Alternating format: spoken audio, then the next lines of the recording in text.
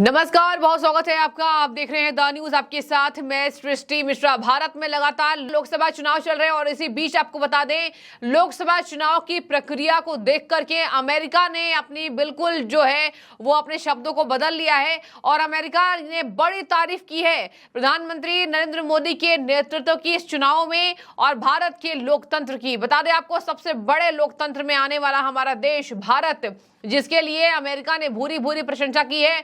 White house प्रवक्ता John किर्बी ने इस बारे में बोला है कि भारत के जैसा जीवंत और मजबूत लोकतंत्र कोई देशों में नहीं है। As you know, President has focused a lot on democracy, promoting democracy globally in his 3.5 years. What is President's thoughts on the elections that are happening in India right now? Around 900 million voters going out to 1 million polling booths to elect 545 members of parliaments from thousands of candidates from 2,660 registered political parties. Not too many more vibrant democracies in the world than India, and we applaud the Indian people for exercising, their ability to vote and to have a voice in their future government. And we wish them well throughout the process, of course. And secondly, Prime Minister Modi is going for his third term, seeking his third term from the people of India. How do you see India-US relationship in the 10 years of his government? How do I see? I'm sorry. How do you see India-US relationship in the 10 years of his administration? How do I see it over the last 10 years? Oh, I'll speak to the last 3 if that's okay, because that's kind of where I'm allowed to go. But you, First 3 years are also vice president. yeah, I'm going to stick to the last 3 years, if you don't mind. Look, our relationship with India is extremely close and getting closer. You saw it in a state visit. I mean, we launched all kinds of new initiatives, working on critical emerging technologies together and bolstering and expanding the relevance of the Indo-Pacific Quad, of course, which India is a part of.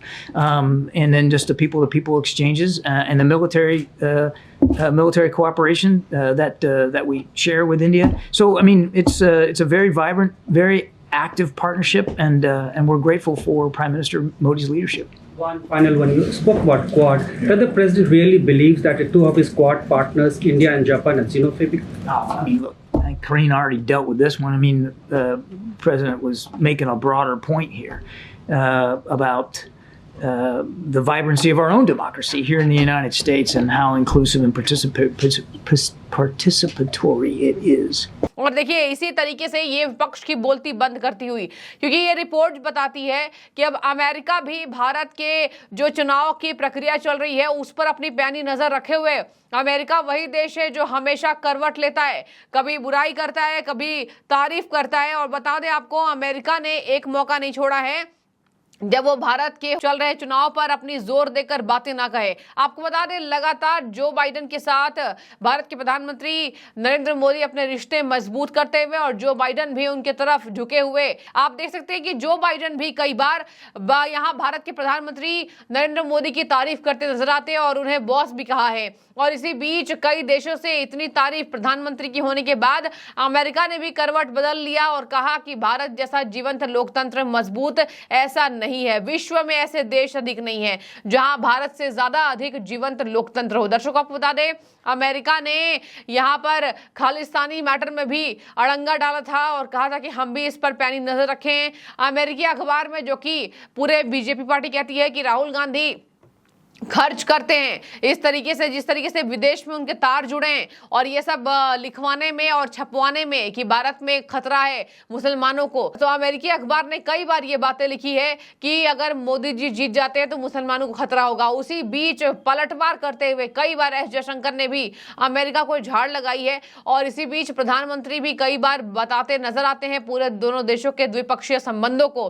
और इसी बीच America ने बड़ी तारीफ करते हुए बात कही है कि भारत के जैसा जीवंत और मजबूत लोकतंत्र और कहीं कोई देशों में नहीं है। आपको दूसरी बड़ी खबर बता दें, अब इस साल के अंत तक रशिया से यानी रूस से, जो भारत का परम मित्र है, उससे बड़ा समझौता देश के प्रधानमंत्री नरेंद्र मोदी करने वाले हैं, जहां पर इस साल के अंत तक अब भारत की जनता रशिया रूस के बीच फ्री वीजा का जो है वो यहां फायदा उठा सकती है। यानी कि दोनों देशों के बीच वीजा नहीं होगा, यानी कि आप बिना वीजा के भी रशिया जा सकेंगे। और इसी बीच इस पक्ष को बड़ा समझौता कहा जा रहा है, यानी बिना वीजा के भी आप आराम से रूस जा सकते हैं और दोनों देशों के बीच साल के अंत में यह बड़ा समझौता होने जा रहा है। बता दें आपको यहां पर कि दिल्ली में यहां इस बात की जानकारी दी गई और कहा गया है कि इस साल के अंत तक एक बैठक होने की संभावनाएं तेज है। और इसी बीच हर साल एक बैठक नरेंद्र मोदी की अमेरिकी राष्ट्रपति से और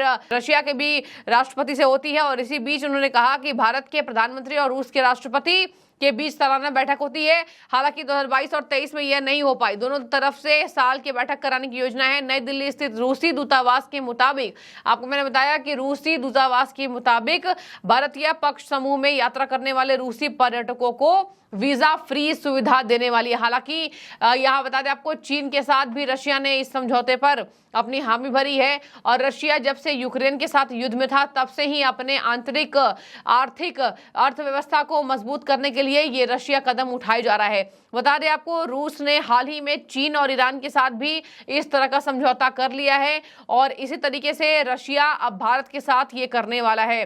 बता दें आपको इसमें भारतीयों के लिए कई और देश हैं जिन्होंने फ्री वीजा की घोषणा की है। इसमें है श्रीलंका, ईरान, थाईलैंड जैसे देश शामिल है। यूरोपीय संघ ने भी भारतीयों को लंबी अवधि के बिना वीजा देने की योजना को मंजूरी देने की प्रक्रिया शुरू की है। फिक्की की एक रिपोर्ट क्या बताती है, सुन लीजिए। फिक्की की एक रिपोर्ट बताती है कि वर्ष 2022 में 2 करोड़ भारतीयों ने विदेश की यात्रा की थी। हालांकि कोविड से पहले ये संख्या 2.7 करोड़ थी। वर्ष 2024 में कोविड के पहले वाले स्तर पर भारतीय पर्यटकों की संख्या पहुंचने की संभावना जताई जा रही है। इस साल बाहर जाने वाले भारतीयों की तरफ से 42 अरब डॉलर की राशि खर्च किए जाने की संभावना है। तो देखिए इतना ज्यादा रशिया के साथ हमारे वैसे भी प्रगाढ़ संबंध है। आप कहीं भी चले जाइए आपको रशियंस ज्यादा दिखेंगे और अन्य देशों के मुकाबले भारत में। तो रशिया के साथ लगातार अपने पक्ष को मजबूत करते नरेंद्र मोदी अग्रसर हैं और रूस के साथ हमारे समझौते भी हैं, चाहे वो तेल की बात हो, चाहे वो आयात निर्यात की बात हो। और इसी तरीके से ये घोषणा हुई है, यानी कि साल के अंत तक एक बड़ा समझौता दोनों देशों के बीच होने वाला है। बता दें आपको ये तक बात चल रही है कि अब आराम से भारतीय नागरिक रूस दर्शन कर पाएंगे। और वैसे भी जब मित्रता की बात आती है, जब फ्रेंडशिप गोल की बात आती है, तो यहाँ पर रूस के राष्ट्रपति और प्रधानमंत्री नरेंद्र मोदी के रिश्ते जहां पर वर्ल्ड फेमस होते हैं। और ये आज का मामला नहीं है कि प्रधानमंत्री ने ही आकर रशिया से हमारे जो रिलेशन है वो स्ट्रॉन्ग किया है, वो पुराने दशकों से चला आ रहा है। रशिया और भारत की मित्रता, अमेरिका पर उतना भारत विश्वास नहीं करता जितना रूस पे करता है। और अमेरिका वैसे भी स्टेटमेंट चेंज करने के लिए अग्रसर देश माना जाता है क्योंकि लीडिंग कंट्री है। लेकिन आपको बता दें इसी बीच बातचीत तक ये हो रही है कि अब दोस्ती में नया पड़ाव चल गया है, जहां फ्री वीजा रूस के साथ भारत की शुरुआत होने वाली है। और रूस ने यह बात कही है यूक्रेन युद्ध के बाद, क्योंकि रूस ने चीन को भी इस बात में अट्रैक्ट किया, ईरान को भी किया और कई जगह पर फ्री वीजा जो समझौता है वो शुरू हो चुका है। इसी बीच अब रशिया की नजर भारत जैसे देश पर है जिसकी अर्थव्यवस्था अब 5वें नंबर पर आती है।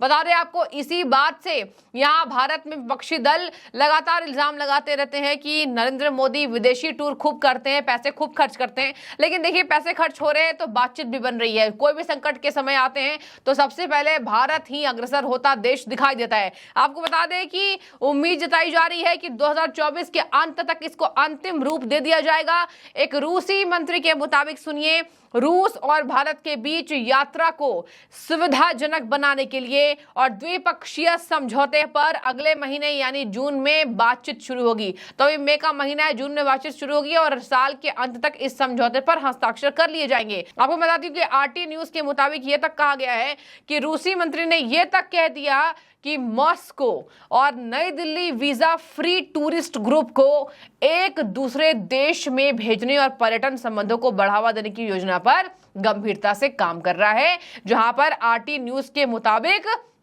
रूसी विकास मंत्रालय के बहुपक्षीय आर्थिक सहयोग और विशेष परियोजना विभाग के निदेशक निकिता कोंदत्रे ने के हवाले से कहा गया है कि भारत में अंदरूनी मंत्रालयों के बीच कोऑर्डिनेशन का काम अंतिम चरण में है। यानी कि कजान में रूस वर्ल्ड और इसी तरीके से मौके पर रूसी मंत्री ने घोषणा कर दिया है कि जून के महीने में हम भारत के साथ द्विपक्षीय इस समझौते पर बातचीत का हल निकाल लेंगे। आपको बता रहे एक तरफ भारत के लोकतंत्र को जीवंत करार देना, वो भी अमेरिका के द्वारा। व्हाइट हाउस के प्रवक्ता जॉन किर्बी ने यह बड़ी बात कही है कि अन्य देशों की तुलना में और in comparison with other countries ये माना जा रहा है कि भारत का लोकतंत्र महान है, जीवंत है और भारत के लोकतंत्र का खतरा देश में बैठे विपक्षी दल उठाती है। तो आप राय रखिएगा, क्योंकि अब अमेरिका ने ये स्टेटमेंट दिया है कि प्रधानमंत्री के नेतृत्व में भारत देश बुलंद हो रहा है और लोकतंत्र बढ़ रहा है। आप अपनी राय रखिएगा, क्योंकि लगातार राहुल गांधी लोकतंत्र पर खतरा बताते नजर आते हैं और कहते हैं कि विदेशी अखबार में ये तक छप रहा है। तो विदेशी अखबार के मामले में भी कई बार एस जयशंकर ने अन्य देशों को लताड़ लगाई है। बने रहिए, जो भी आपकी राय हो जरूर रखिए। शुक्रिया।